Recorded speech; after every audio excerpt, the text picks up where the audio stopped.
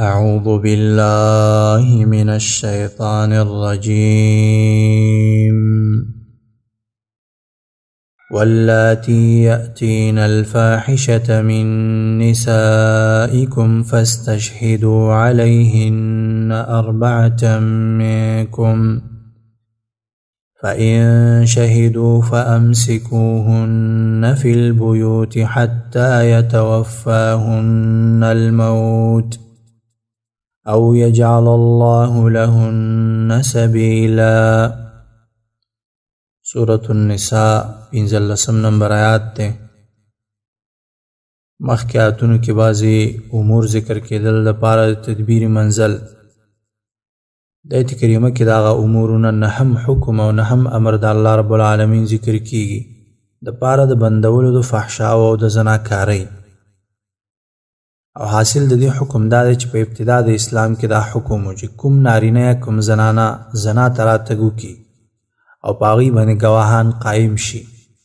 نو دا زنانه دې په کور کې بنده کړی شي یا جیل او زندان ته دې واچولی شي. او دارنګه نارینهو ته دوی ته دې تکلیف ورکړی شي، بدې ردې دې هغوی ته وویلی شي او هغوی دې ملامته کړی شي. مقصد اذیت او تکلیف دې هغوی ته ورکړی شي تر څو توبه وباسي د عمل او د دې کار نه. وروسته الله رب العالمین به په سورة النور کې آیاتونه نازل کړل او د زناکارو دپاره خاص حد ثابت شولو چې هغه 100 دوري ورکول دي او د کلي نه 1 کال شړل دي. او یا دارنګه د واده کړي شخص دپاره رجم دی چې هغه باید سنګسار کړلی شي. نو دلته الله رب العالمین دې حکم ته اشاره کوي. واللاتی او هغه زنانه یأتین الفاحشته یأتینا چې راتګ وکړي الفاحشة بدکارۍ ته، زنا ته راتګ وکړي من نسائکم د زنانو ستاسې نه، یعنې مؤمنه زنانۍ او هغه زنا ته راتګ وکړي. فاستشهدوا نو ګواهان پیش کړي علیهن په هغې باندې 4 څلور منکم د ستاسې نه، معنا دا د ستاسې نه 4 نارینه ګواهان په هغې باندې پیش کړي. فإن شهدوا نو که ګواهي وکړه هغې فامسکوهن نو بند کئی اغی لرا فی البیوت پا کورونو کی بند کئی حتی تردی پوری یتوفاہن الموتو چی وفات کی دوی لرا الموتو مرگ پی بانی راش. او یجعل اللہ یا بوگرزی اللہ تعالی لہن دوی لرا سبیلا سلار سبل لار بورتو گرزی. او غلار دادا مفسرین وی چی اللہ رب العالمین حد زنا نازل کرلو او سورة النور کې هغه آیاتونه الله رب العالمین نازل کړل. بس دا د دې دپاره لاره وه. واللذان یأتیانها منکم فآذوهما، مخکې د زنانو حال ذکر کړلو چې هغوی بندې کوي په کورونو کې. اوس دلته د نارینهو حال ذکر کوي چې نارینه زنا وکړي هغوی ته به تکلیف ورکېدلی شي، هغوی به رټلی شي، هغوی ته به زورونه ورکولی شي. او بعضې مفسرینو ویلي دي چې مخکې آیات کریمه د زنانو په باره کې او چې زنانه سره زنا وکړی شي، او دلته چې دی وی مراد د 2 نارینهو مسله ده چې 2 نارینه کم لواطت وکړي نو هغوی ته دا تکلیف ورکړي. لیکن وروسته بیا د دوی په باره کې حد نازل شولو چې دوی باید قتل شي. واللذان او هغه 2 کسان یأتیانها چې راتګ وکړي فاحشې ته، بحیایي او فاحشې کار ته چې دی راتګ وکړي منکم دستاسنا فآذوهما نو ضرر ورکړي هغوی ته.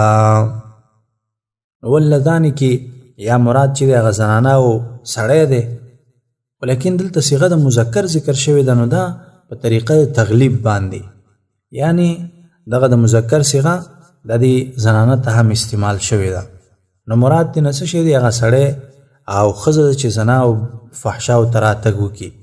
نو زنانه به کور کې بنده کړی شي او نارینهو ته به تکلیف ورکړی شي. معنا دا ده چې هغوی ته به زورونه او رټنه ورکړی شي. او یا دویم قول د مفسرینو دا دی چې واللذان نه مراد 2 نارینه دي چې هغوی سره لواطت وکړي. خو دا په ابتدا د اسلام کې و او وروسته بیا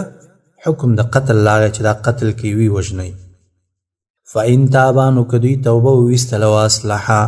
او عمل یې نیک کړلو فاعرضوا نو مخ واړوئ عنهما د دوی نه، د دوی هغه زورونه او رټنې نه بیا مخ وګرځوئ. ان الله یقینا الله تعالی کان دے تواب الرحیم، توبه قبل ان کے رحیما رحم کو ان کے. انما التوبة على الله للذين يعملون السوء بجهالة. دي دو آیاتونو کې وس الله رب العالمین توبې ته ترغیب ورکي. انما التوبة یقینا قبل دل توبې على الله په الله باندې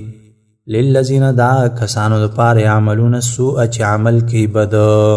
بد اعمال کوي بجهالة په ناپوهۍ سره ثم يتوبون بیا توبه وباسي من قریب د نږدې نه معنا دا د مرګ نه مخکې توبه وباسي فاولئک نو دغه خلک یتوب الله علیهم مهرباني کوي الله تعالی علیهم په هغوی باندې وکان الله علیما حکیما وکان الله او دی الله تعالی علیما پوها حکیما حکمتون والا ذات وليست التوبة وندا التوبة للذين دعا كسانو يعملون چکی السیئات بدیانی کی بد اعمال کی حتی تردی پوری اذا حضر چی نزدیش احدهم الموت یود دوی تا الموت مرگ چکل ورطا مرگ حاضر شی مرگ ورطا نزدیش بیاوائی قال وائی انی یقینا ما تبتو ما توبوی وستلا الان وسا ما اس توبوی وستلا وللذین او ند توبه دا کسانو یموتون چی مڑکیگی وهم په داسې حالات کې چې دوی کفارون کافر وي د کفر په حالت کې مړه کېږي نو دوی توبه نه ده اولئک دغه کسان اعتدنا تیار کړی دی موږ لهم دوی ته عذابا علیم عذاب دردناک دپاره دردناک عذاب الله رب العالمین تیار کړی یا ایها الذین آمنوا لا یحل لکم ان ترثوا النساء کرها ایت کریمه کې الله رب العالمین اوس بل حکم ذکر کی عورت کی پاغه طریقه د جاهلیت والاو باندې چې هغې کې دا طریقه وه چې کله به یوه کونډه ورته پاتې شوه نو هغه به د دوی میراث بس د کونډې به په زوره باندې دوی وارثان کېدل بیا به دوی خوښه وه که ځان ته یې په نکاح کوله بل ته یې په نکاح باندې ورکوله او که بیخي د نکاح نه منع کوله بس دا به د دوی بیا اختیار و لکه نن سبا هم چې عام طور په خلکو کې دا رواج شته دی چې کونډه وشي نو دا د هماغه کورنۍ حق وي چې څه پې کوي د هغوی اختیار دی الله رب العالمین په دې رواج باندې رد کوي یا ایها الذین آمنوا یا کسانو چې ایمان هم راوړی لا یحل حلال ندی لکم تاسې لره ان ترثوا النساء چې وارثان شي النساء د زنانو کرهن په زور نه پرېږدئ زنانه چې چېرته یې خوښه وه او د ولي ورسره رضا وه هماغلته دې نکاح وکړي ولا تعضلوهن لتذهبوا ببعض ما آتیتموهن د جمله کې الله رب العالمین بل حکم ذکر کوي او هغه دا دی چې زنانه تاسې مه تنګوئ دې دپاره چې هغوی مجبوره شي او تاسې نه خلع واخلي چې تاسې مال ته چلغلی کړی وي چې هغوی خلع واخلي خلع دې ته ویلی کېږي چې ښځه طلب وکړي چې ما ته طلاق راکړه او ما خوشې کړه او دا مهر دې بیرته واخله نو دې دپاره تاسې زنانه مه تنګوئ ولا تعضلوهن او تاسې مه تنګوئ دوی لره لتذهبو دې دپاره چې بوزئ معنا دا د واخلئ ببعض ما آتیتموهن بعض هغه مال آتیتموهن چې ورکړی تاسې هغوی ته الا ان یأتین مگر کراته وکړي دوی بفاحشة په بدکارۍ مبینة ښکاره چېرته زنانه ده او بدکاري کوله زناګانې کولې نو بیا تاسې حق جوړېږي چې تاسې ترنه مال او مهر بیرته واخلئ وعاشروهن او ژوند کوئ دوی سره بالمعروف په ښایسته طریقې باندې ژوند کوئ زنانو سره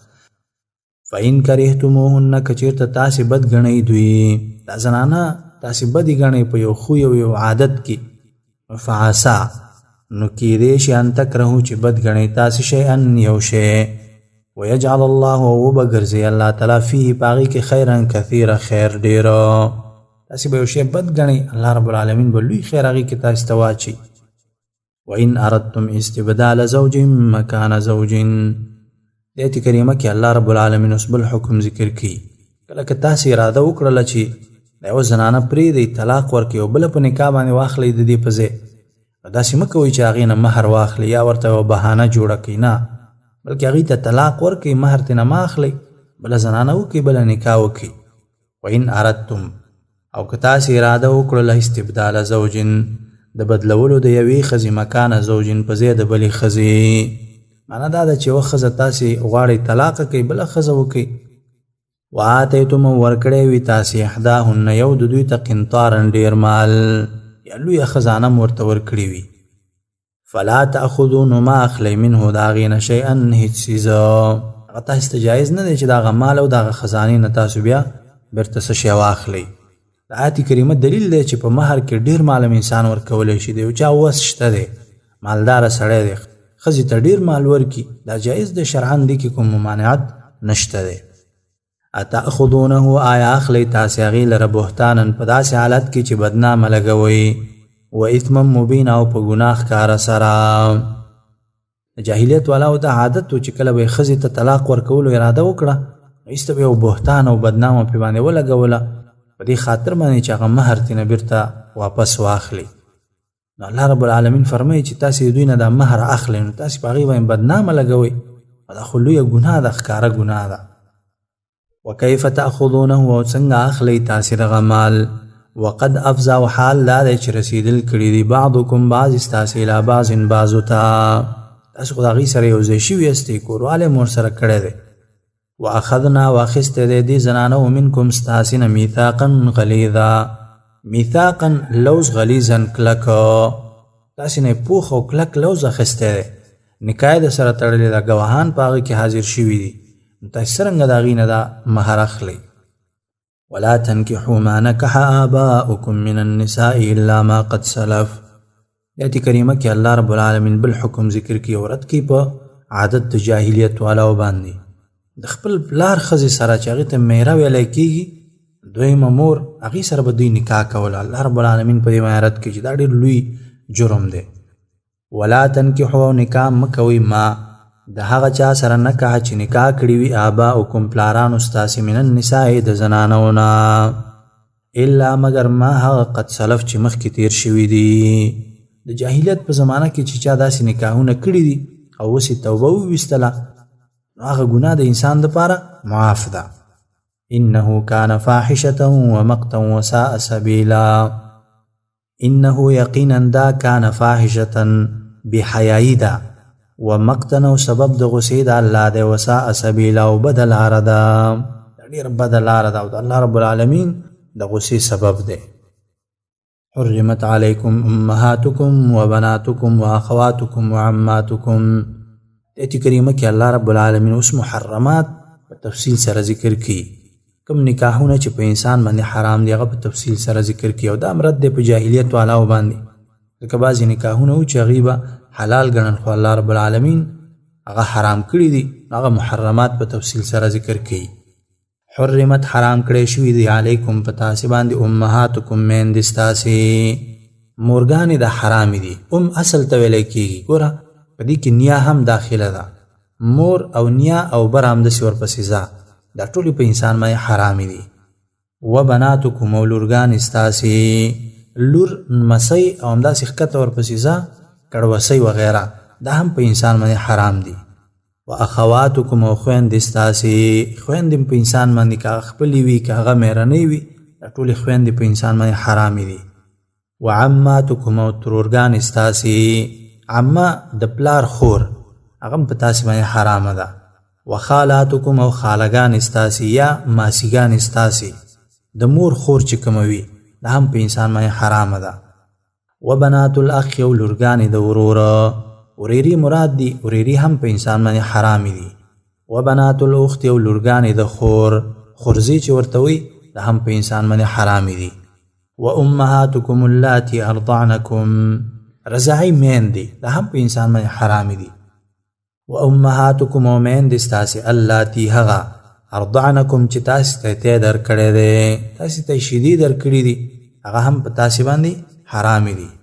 و اخواتکم او خویندې ستاسې من الرضاعت د تی ورکولو د وجې نه، ستاسې خویندې چې کوم د رضاعت نه وي تاسې سره یو ځای شیدې خوړلې دي هغه هم په تاسې باندې حرامې دي. و امهات نسائکم او میندې د ښځو ستاسې، مراد تېنه خواښې ده، خواښې هم په تاسې باندې حرامه ده.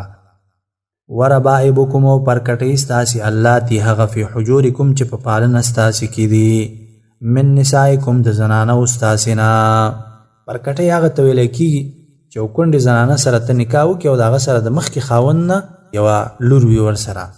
نو د هغه سره نکاح کول دا حرام دي. خو دې کې شرط دی، هغه شرط دا دی چې د دې مور سره نکاح وشي او دخول وشي، یعنی کوروالی ورسره وشي. اللاتی هغه دخلتم چې نزدېکت کړی وي تاسې بهن د هغوی سره هغه مورګانو سره تاسې نزدېکت کړی وي فإن لم تکونو که تاسې نه یی دخلتم یوځای شوي بهن د هغوی سره که تاسې هغوی سره نه یوځای شوي نزدېکت مو نه کړی د هغوی سره فلا جناح نو نشته دی ګناه علیکم په تاسې باندې بیا ګناه نشته چې هغه پر کټیو سره نکاح وکړي وحلائل ابنائکم او زنانه د زامنو ستاسې مراد تېنه انګورګانې دي انګورګانې هم په تاسې باندې حرامې دي خو الذین هغه زامن من اصلابکم چې د شاګانو ستاسې نه وي ستاسې د شاګانو نه پیدا شوي معنا د خپل زامن مو وي د خپل بچي ښځه مراد ده چې هغه د ده نه پیدا شوی وي د متبنه ښځه مراد نه د متبنه دي ته ویل ابتدا د اسلام کې چې پردی بچی هغه هم سړي زوی کولی شو هغه ته به ویلې بس ته زما زوی نو د هغه ښځه هم د انګور کېدله نو د هغه متبنه ښځه مراد نه ده بلکې د خپل هغه سکه بچي د هغه ښځه چې انګور ورته ویلی کېږي دا مراد ده نو دا حرامه ده په تاسې باندې وان تجمعوا بین الاختین وان تجمعوا دا چې جمعوالی وکړي تاسې بین الاختین په مابین د دوه خویندو کې دوه خویندې په یو وخت باندې په نکاح کې جمع کول او اخیستل دا ناروا دي او که چېرته د یو انسان یوه زنانه وفات شوله او بیا د هغه زنانه بلې خور سره نکاح کوي دا منعانه دی دا جایز دی الا مگر ما هغه قد سلف چې مخکې تیر شوي دي معنا دا چې مخکې جاهلیت په زمانه کې که چا داسې یو عمل کړی وي نو هغه معاف دی الله رب العالمین د هغې معافي کړې ده ان الله یقینا الله تعالی کان دی غفورا بخنه کوونکی رحیما رحم کوونکی ذات دی والمحسنات من النساء الا ما ملكت ايمانكم آیت کریمه هم مخکې باندې عطف دی نو د هغې سره لوستل پکار دی دا په بیله وقفه کې دا لوستل مناسب نه دی بلکې په هغه باندې عطف دی او په دې کې هم بعضې موقت محرمات ذکر کیږي والمحسنات او خاوندان والا من النساء د زنانونه کومې زنانه چې د هغې خاوند ژوندی وي نو د هغې سره نکاح کول دا هم جایز نه دي خو الا ما ملکت ایمانکم الا مگر ما هغه ملکت ایمانکم چې مالکان دي خلاصونه ستاسې وینځې دي که د هغې کافر خاوند ژوندی هم وي د هغې سره نکاح کول دا جایز دي کتاب الله حکم د الله تعالی دی علیکم په تاسې باندې فرض کړی شوی تاسې باندې د الله حکم فرض کړی شوی دی چې په دې باندې به عمل کوئ واحل لکم او حلال کړی شوي دي تاسې لره ما هغه وراء ذلکم چې سوا د دې نه دي د دې محرماتو نه سوا تاسې دپاره حلال کړی شوي دي خو ګوره د دې تعمیم نه بیرته تخصیص په احادیثو کې شته دی مثلا عمه او ریره دا سره نشي جمع کېدلی په یوه نکاح کې یا دا رنګه خاله ده او د هغې خورزه ده دا سره نشي جمع کېدلی نو دا بعضې تخصیصات تېنه په احادیثو کې هم شته دی ان تبتغو چې طلب کوئ تاسې باموالکم په مالونو خپلو سره محسنین نکاح کوونکي غیر مسافحین نه یې زنا کوونکي د دې نه اخوا چې تاسې په خپلو مالونو باندې طلب کوئ او د نکاح اراده مو وي زنا مقصد مو نه وي نو تاسې لپاره جایز دی فما استمتعتم پس هغه مال چې فایده واخلئ تاسې به په هغې سره منهن د هغوی نه فآتوهن ورکوئ هغوی ته اجورهن مهرونه د هغې فریضة مقرر کړی شوي هغوی ته چې کوم مهر مقرر کړی شوی وي نو هغه هغوی ته ورکوئ ولا جناح علیکم او نشته دی ګناه په تاسې باندې فیما په هغه مهر کې تراضیتم چې رضا شئ تاسې به په هغې سره من بعد الفریضة وروسته د مقرر کولو نه یو زنانه او خاوند دی وروسته د مقرر کولو د مهر نه په هغه کې په خپله رضا باندې یا زیادت کوي یا کمی کوي او دواړه ورباندې راضي وي نو دې کې شرعاً کومه مسله نشته دی ان الله یقینا الله تعالی کان دی علیما پوهه حکیما حکمتون والا ذات دی ومن لم يستطع منكم طولا ان ينكح المحسنات المؤمنات فمما ملكت ايمانكم ایت کریمه کې الله رب العالمین بل حکم ذکر کی کله چې د آزادې ښځې د مهر او د نکاح کولو وس نه لري نو بیا د مؤمنې وینځې سره نکاح وکړه د هغه حقوق کم وي نو الله رب العالمین دلته دا مسله ذکر کوي ومن لم يستطع او څوک چې طاقت نه لري منکم ستاسې نه طولا د مالدارۍ مال ورسره نشته دی غریب دی ان ينكح المحسنات چې نکاح وکړي د آزادو ښځو سره المؤمنات چې مؤمنې وي مؤمنو آزادو ښځو سره د نکاح وس نه لري فمما ملکت ایمانکم نو نکاح دی وکي ما د هغه سره ملکت ایمانکم چې مالکان وي خلاصونه ستاسې من فتياتکم المؤمنات د هغه وینځو ستاسې نه المؤمنات چې مؤمنې وي مؤمنو وینځو سره نکاح وکي والله اعلم بإيمانکم دی جمله کې الله رب العالمین اشاره کوي چې د وینځو سره نکاح کولو کې هم دا ظاهري ایمان دا بس معتبر دی باطن باندې موږ تاسې مکلف نه یو والله اعلم والله تعالی خپوی دی بإيمانکم په ایمانونو ستاسې بعضکم بعض ستاسونه من بعض د بعضونه دي فانکحوهن بإذن اهلهن دی جمله کې الله رب العالمین اوس بله مسله ذکر کوي چې ګوره د دې وینځو سره به نکاح کېږي خو د هغې د مولاګانو د هغې د سید په اجازه باندې دلته دا مسله یاد لرئ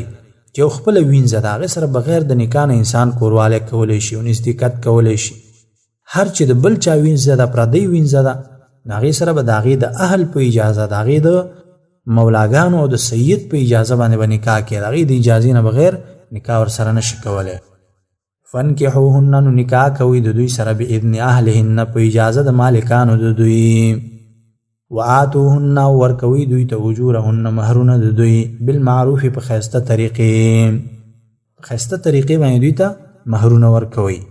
محسنات په داسې حالات کې چې پاک دامنې وي غیر مصافحات نه زنا کوونکي به زناکارې نه وي بلکې پاک دامنې زنانه به وي ولا متخذات یو نه به یې نیونکې اخدان د پټو یارانو لره پټې یارانې به هم نه وي چې نکاح تا سره وکړي او نور زناګانې کوي او پټې یارانې کوي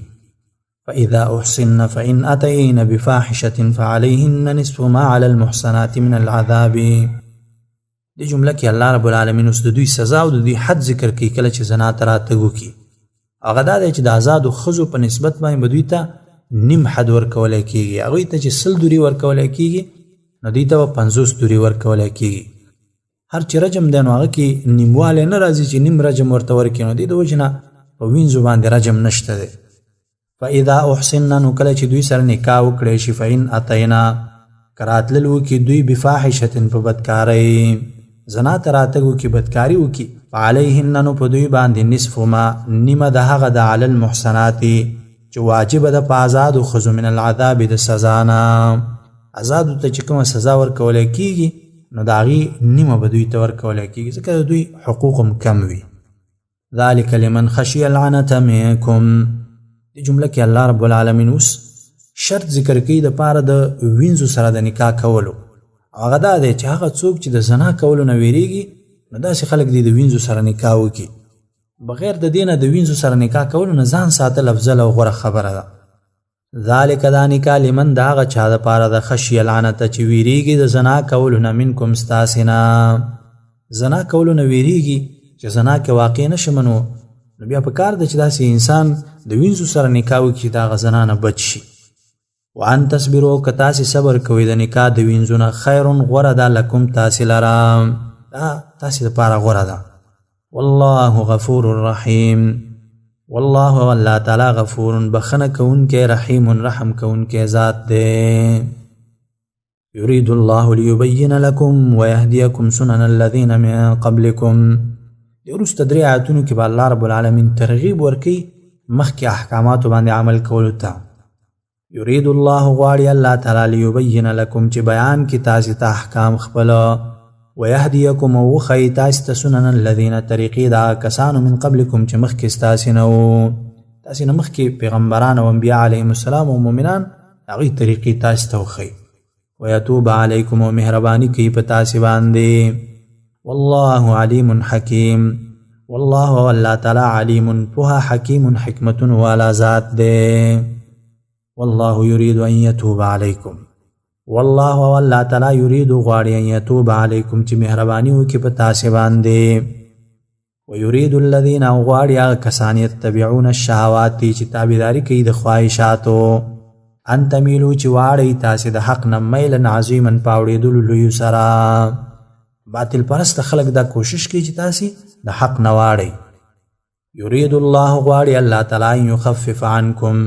چې اسانتیا راولي عنکم په تاسې باندې احکامات الله رب العالمین درته بیانوي په دې سره اسانتیا راولي په تاسې باندې وخلق الانسان ضعیفا وخلق الانسان او پیدا کړی شوی د انسان ضعیفا کمزوره. انسان یو کمزوره بنده او کمزوره مخلوق د الله رب العالمین دی. امتحانات ته ټینګ نه دی. اقول قولي هذا استغفر الله لي ولكم ولسائر المسلمين سبحانك اللهم وبحمدك اشهد ان لا اله الا انت استغفرك واتوب اليك.